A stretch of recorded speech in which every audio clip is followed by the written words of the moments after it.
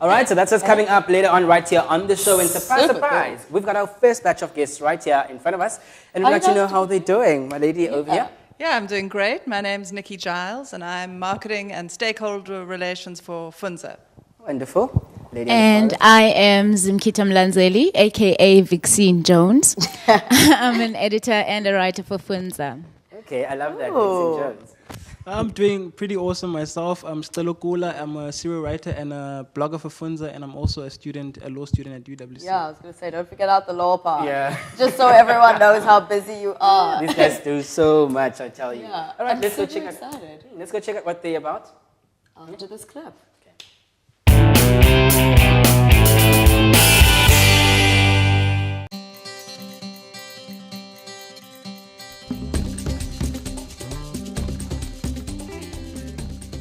Getting young people to read is the very first step towards creating an educated, engaged and empowered young citizenry and the future leadership that South Africa so desperately needs. I mean, Shakespeare can't touch this. Yeah, look at the punctuation in line 3. I mean, there are very few schools in South Africa that actually have a functional school library, and books in South Africa are very expensive too. And without that reading material, we're not going to be able to create a culture of reading and get young South Africans excited about books and excited about reading and learning. So books are expensive, and personally I've never bought a book in my life. You at a high school which has a very limited library, and you hardly even get access to that library. So what Funza is aiming to do is to make reading accessible, to make it fun, and to make it something that people actually want to do. And we're doing that by creating the kind of content that actually excites and delights young people. people don't have access to books, while as a lot of people have access to a phone. So it's much more easier, instead of going to a library, to just go on a portal and then just going to Funza and then actually saying, oh, I have options of 5 books, and then they can read it there. Now everyone is motivated to read because they don't have to pay too much to read, and reading is like fundamental for everyone to like. It's important for everyone to read. You have youngsters in this day and age who have access to books, tons and tons of books and short stories on their mobiles. Imagine the difference. Imagine just the impact that might have. We're using mobile technology, so we're delivering on cell phones, which is exactly where so many young people are actually spending a lot of their time. 75% of South Africans over the age of 15 years have got access to a cell phone, so it makes sense to be using these devices as a way to deliver content.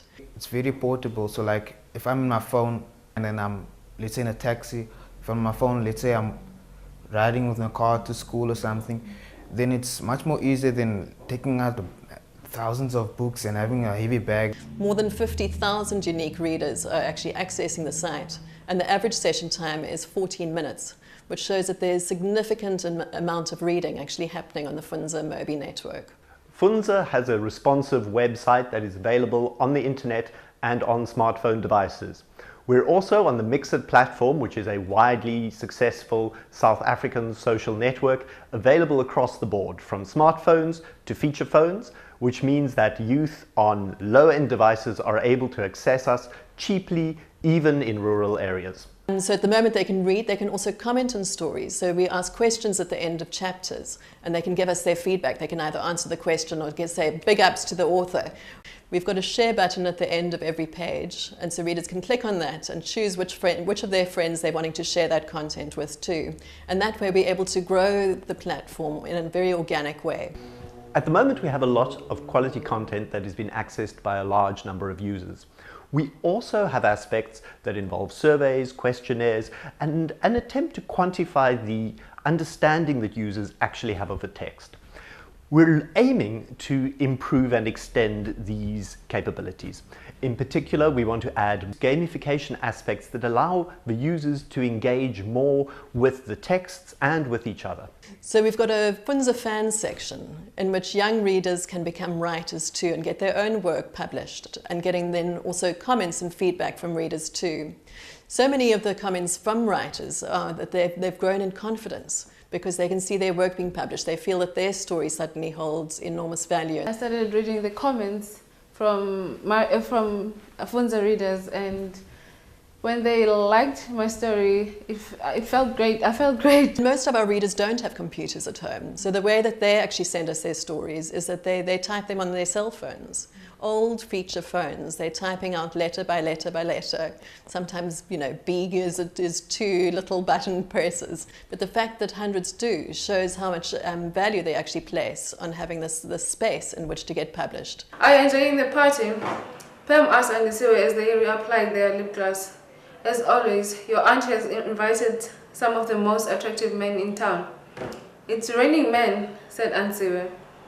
Hallelujah, said Pam, and they burst out laughing. At Funza, we're all about producing great, exciting, relevant content in an accessible way for the youth of South Africa.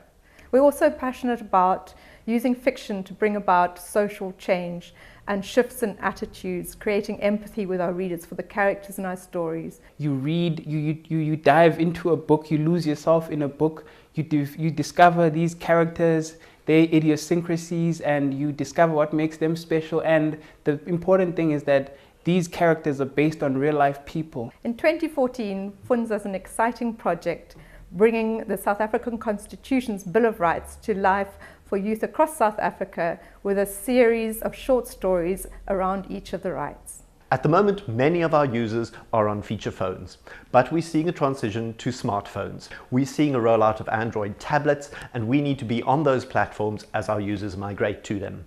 We want to provide dictionaries on board. We want to provide the tools for teachers to engage with their learners, and we want to provide more gamification and comprehension tools for the learners themselves. With added investment, we can extend the interactive offerings on the platform as it stands today, and we are able to keep pace with our users as technology evolves. Funza needs your support. With your help, we can reach even more young people with greater content and in more innovative ways. We live in a world, in a fast-paced world now, where children are not necessarily sitting in front of computers, but they live very technology-centered lives. And by that, I mean constantly tapping their cell phones. So how do you reach into that? You reach into that by having stories distributed through Mixit, which is exactly what Funza is doing. So, I mean, I would really vouch for them to get sponsored because it's pretty much brilliant.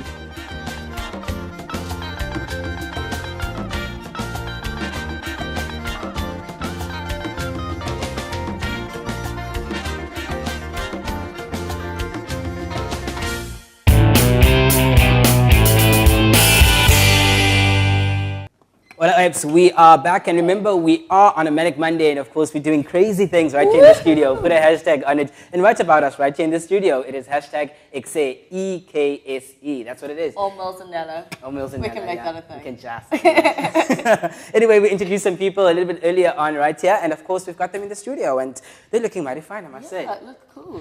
That clip was like quite exciting and stuff. Would you like to just tell us in your own words what Funza is? Well, Funza is a reading revolution. We have a Mobi site and we get 50,000 young people reading on our site every month. They're totally engaged in our stories, they're commenting, and we're all about growing communities of readers. Oh, wonderful. Cool. And when was this founded? It was founded in 2011. We went live online at the end of, or the beginning of 2012. And each week we create great new stories that are all about South Africa and the lives that people lead. And so it opens worlds for everybody. That sounds super fun. But like, what's the actual aim? Anyone can answer if you want, if you know. Well, basically, we like to get teens reading, because we noticed that a lot of young South African teens are not reading. And that we want to make it cool, we want to make it fun, we want to let everybody know that reading is not for old people. Yeah. It is fun, it is cool. So everybody should be reading, yeah. Oh, okay, wonderful. So what kind of people write these stories? Well, you should really just have a story to tell. As long as you have a story to tell and you get onto the site, you read a couple of stories, you just get a sense of what's out there, and you get onto the site and you write. Funza, the Funza fan section.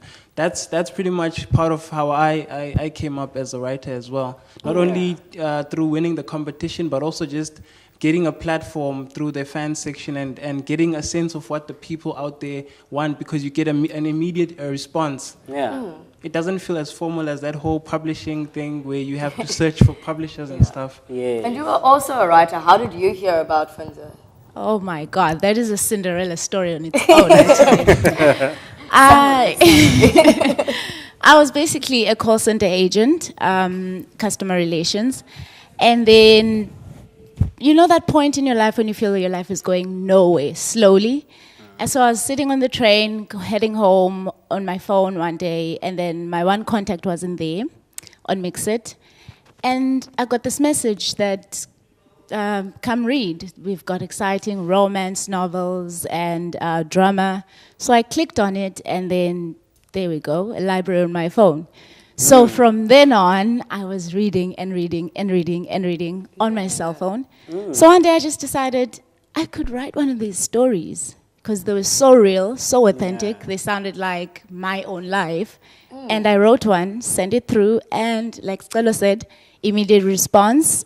People loved the story. The fans commented, and yeah, that's how I became a writer. Wow, and now you're an editor as well. How did that come about, though? Being an editor, it was a stroke of luck.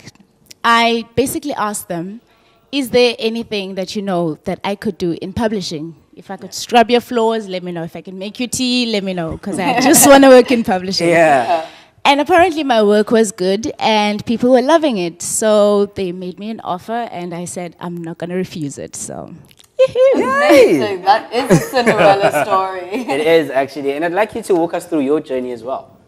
Well, my journey, it almost didn't happen, actually. Like, I went into the library. It was a competition that they posted all over various universities, and I saw a poster. I kind of ignored it. I was like, I don't know what this is about. But I spoke to a friend of mine, and she was like, hey, Sicelo, you always go on about how your dream of writing never, became realized. So I was like, you know what, let me try this. And she was like, hey, come on, do it. And then I did it. I was like, I had all these ideas about how I felt when I came to university, because that's what it asked, like, how did you feel when you came from high school to university in your first year? And I had all these funny things about how my shoes looked like they were patched by a blind man, and so I put all of that in there. Yeah. And how I resented Cavellas, I put all of that in there, and they liked it, and I won the competition, and I got to the workshop, and apparently I impressed them to the point that they wanted to develop the relationship, and they commissioned me to write a story, and now I'm going to be writing a blog as well, and that's going to be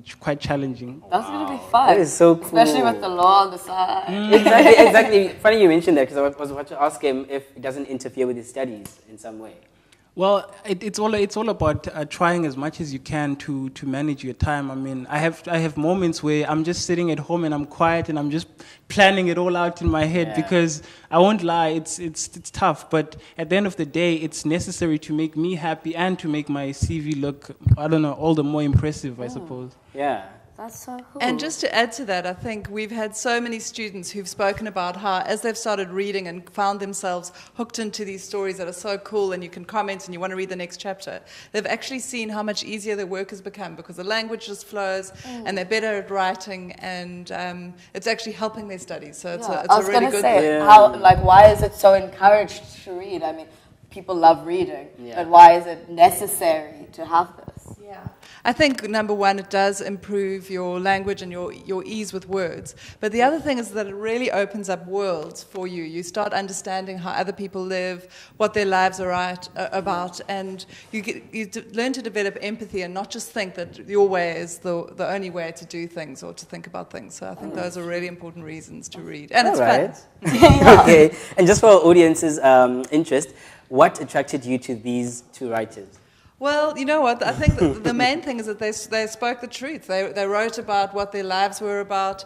I mean, Zim's got a great imagination, so her stories will take you on very exciting paths. Okay. But it was the authenticity in their voices and their written words that attracted us. Yeah. That's so cool. That is so cool. And also their response as well, that they were keen to keep writing. Yeah. And so what's the website called again? And how do you get it on your phone? Well, if you go to funza.mobi, you can read all our stories. And if you have a feature phone or a smartphone, you can access Mixit, download that onto your phone, and add Funza as a contact. And then the data rates are almost nothing to access the stories. So it's all free, a free library on your phone. That's cool. I was wondering why Mixit? I mean, why not Facebook or... Well, Mixit has really low data costs, so people are able to access it really easily. And we have 50,000 people through our Mixit platform, and just directly on the Mobi sites are probably about 2,000 or 3,000 people a month. So we've got the majority of our readers are coming through Mixit. Yeah. Obviously, okay, wonderful then, wonderful. All right, I just needed to know from you then, where are you planning to take this from here? Where are you planning to grow and stuff? We are going to get more and more readers. We have loads of competitions so that you can win tablets, but by reading a story and answering a question, there often are more stories and prizes to be won. We want to get more writers and more readers, so that's what we're doing. It's all about growing. All right, and how do you spell Funza? Fundza. Okay. The pun on fun. And then Zain, all of that. All right, wonderful. Okay, so what are you planning to write about like in the future as well? Well, right now I'm working on a weekly blog, and it's about various issues that affect young people. It's about fashion. It could be just about what's the latest album that's out there. It could be about body image issues, sort of issues that are relevant to youngsters. And I should know, I was young just the other day, so yeah. So yeah, I do have sort of insight on that, and I'm also working on a rights project on a story. We're celebrating 20 years of democracy, and so we're trying to teach youngsters about their rights, and I'm going to be working on the rights of sort of arrested persons, and that's going to be quite a challenge. But of course, with my law background, it won't be, All right, and as a youth, how do you think this shapes your future? He thinks I'm a youth. Well, thank you very much for that. So what?